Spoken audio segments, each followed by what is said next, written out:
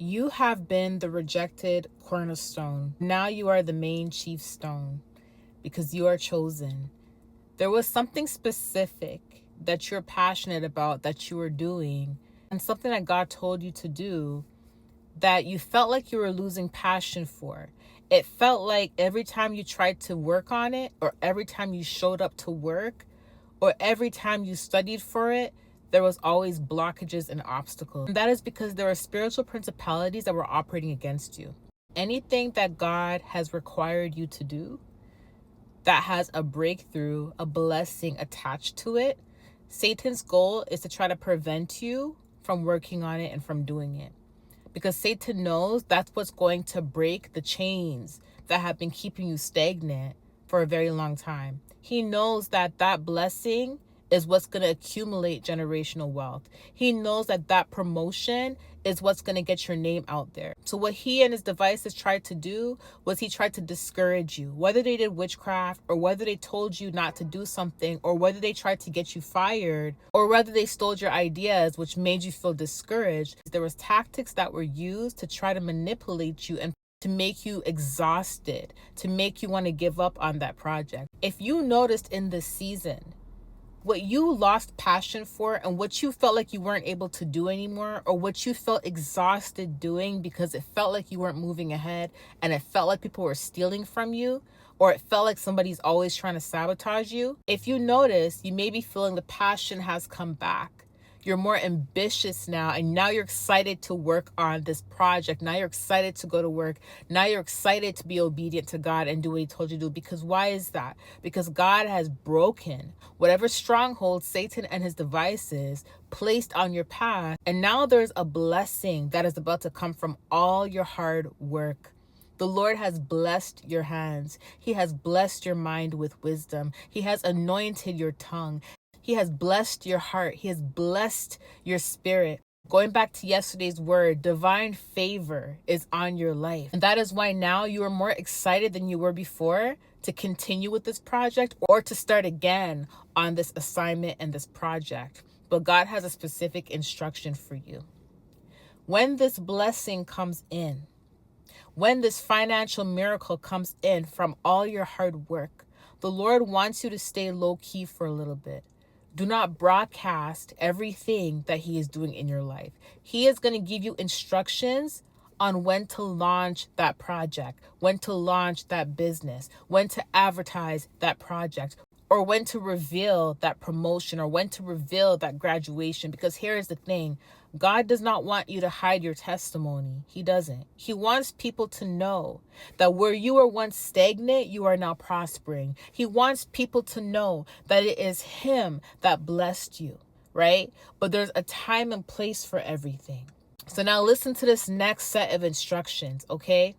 For a small percentage of you guys, there are still some people in your life that God is trying to filter out of your life. These individuals are very good at hiding their hate for you. They're very good at hiding their monitoring. As a matter of fact, you have already saw through vision, through dream, the warning, and you have already saw the person or the people that God has told you to be careful of. These people are very good at hiding their dislike, their ill intentions and motives for you.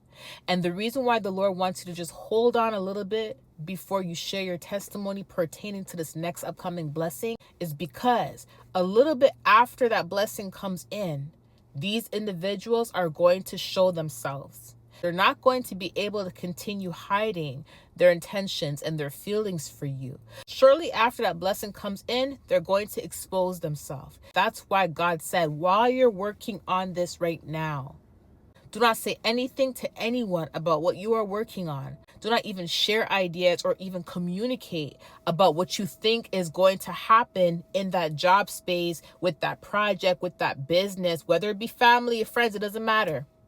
God wants you to just keep it silent for a little bit, okay? Because they're going to reveal themselves right before the blessing comes in or shortly after the blessing comes in, before you share your testimony. What it is the spirit that is in them, that is afflicting them. That spirit is going to reveal itself. And once it reveals themselves, they're going to either ghost you, stop contact with you, or there's going to be a misunderstanding to where they pull themselves away from you. They're actually pulling themselves away from you due to guilty conscience. So that is how they're going to be filtered out your life. And the reason for this is because if you prematurely share what you're working on, prematurely share that your blessing just came in or your blessing's about to come, they are going to hold off a little bit longer when it comes to wearing that mask. Okay. Yes, we all know that when people share their testimonies and blessings, that's when the masks fall off, right? But in this specific case, these people are very strategic, whoever they are.